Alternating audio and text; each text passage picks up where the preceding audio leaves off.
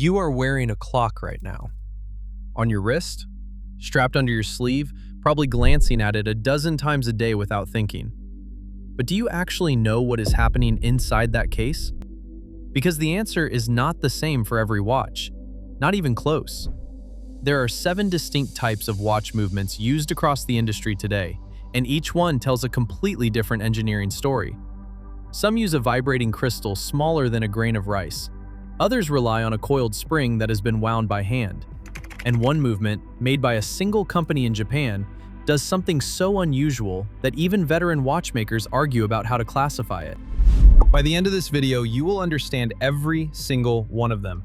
More importantly, you will know which one actually belongs on your wrist. The easiest way to think about watch movements is to sort them into 3 families.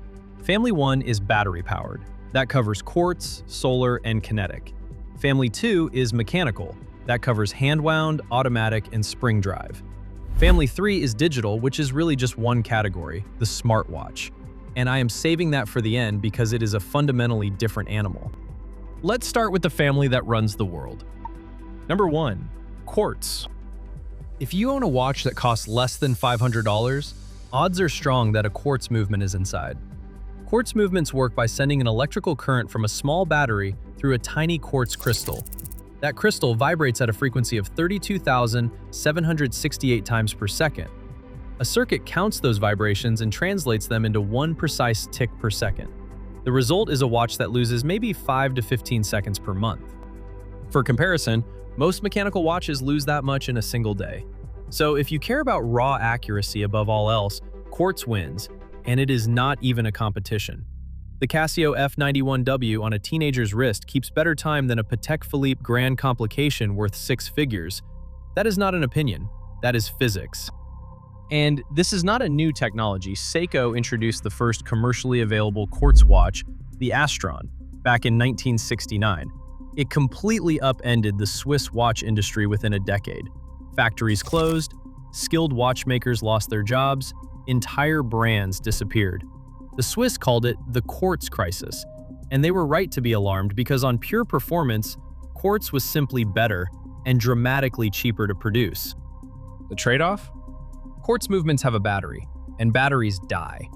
Every 2 to 5 years, you need a replacement, which leads us directly to number 2. Number 2, solar, or as Citizen calls it, eco drive. Solar movements are quartz movements with one elegant upgrade. Instead of relying solely on a replaceable battery, a solar cell sits beneath the dial and converts light into electrical energy. That energy charges a rechargeable cell that can store power for months, sometimes over a year, even in total darkness. Citizen pioneered this with their EcoDrive line in the 1990s, and the technology has barely changed because it barely needed to. You wear the watch, light hits the dial, the watch charges itself. You never think about batteries again. The accuracy is identical to standard quartz. The convenience is significantly better. And if you were the kind of person who hates the idea of a dead watch sitting in a drawer, solar makes that problem disappear. But what if you want that self-sustaining convenience without relying on light at all? Number 3, Kinetic. Seiko introduced kinetic movements in 1988, and the concept is genuinely clever. Inside the watch, a weighted rotor spins when you move your wrist, exactly like an automatic mechanical watch. But instead of winding a mainspring, that rotor generates electricity and stores it in a capacitor or rechargeable battery.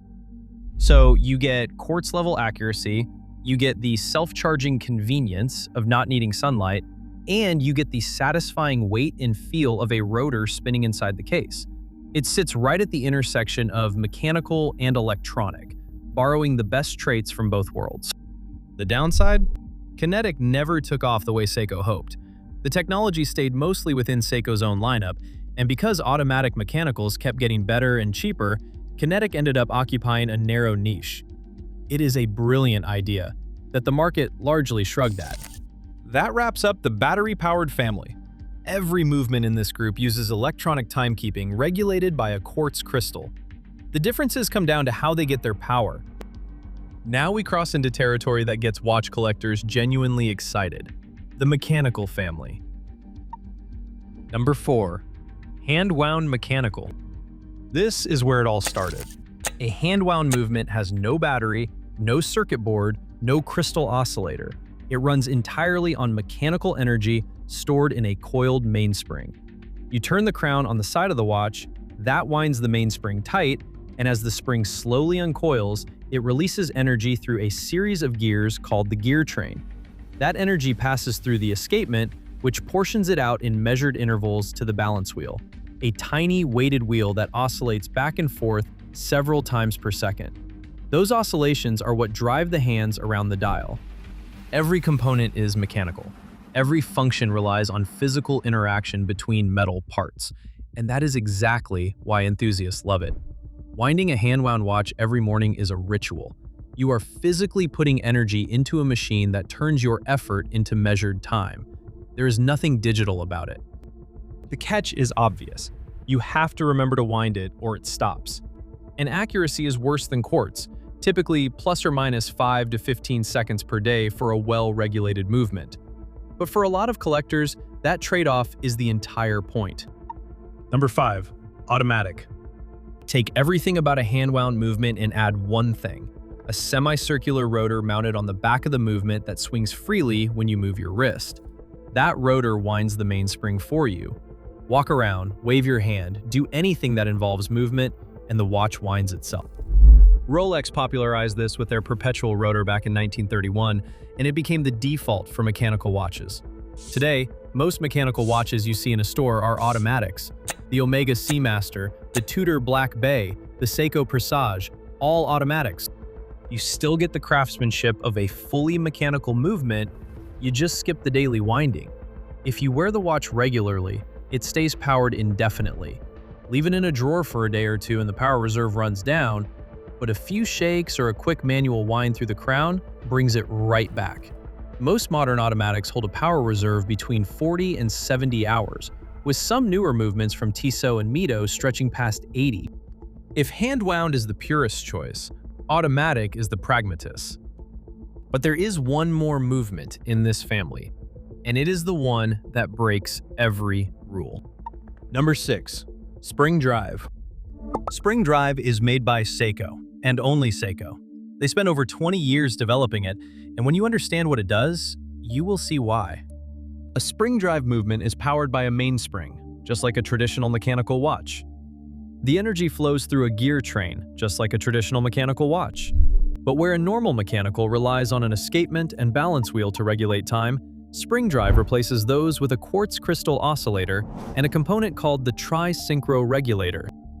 Here is what that means in practice. The watch generates its own electricity from the unwinding mainspring, uses that electricity to power a quartz crystal for timekeeping regulation, and feeds that regulation back into the gear train. There is no battery.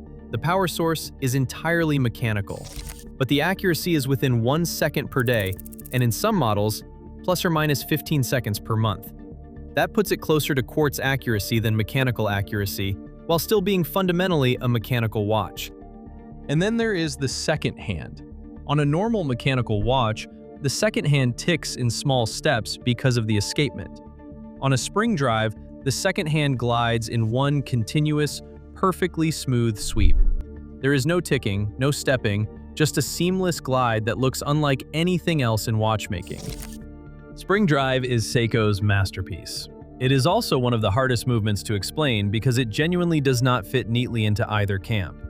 Mechanical purists say it is not purely mechanical. Quartz advocates say it is overkill.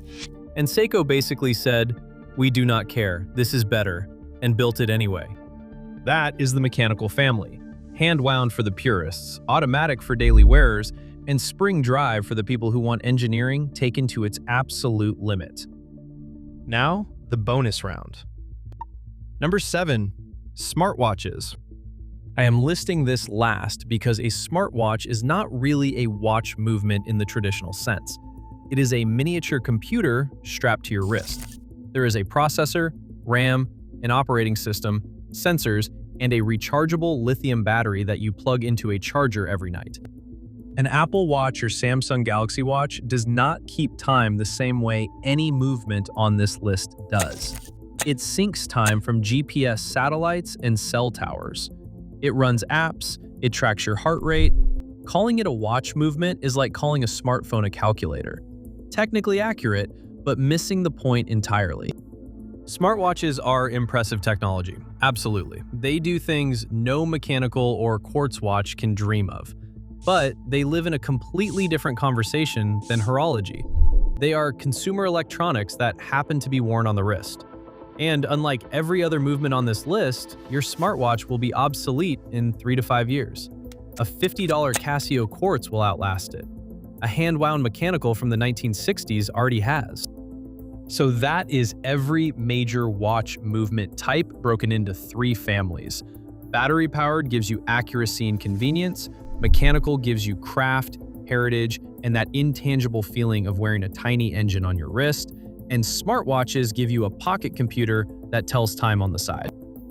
The interesting thing about this hobby is that none of these movements are objectively the best. They are optimized for different priorities. A surgeon who needs dead-on accuracy and zero maintenance buys a quartz or solar. A collector who appreciates the tradition of hand-assembled gears and springs buys a mechanical.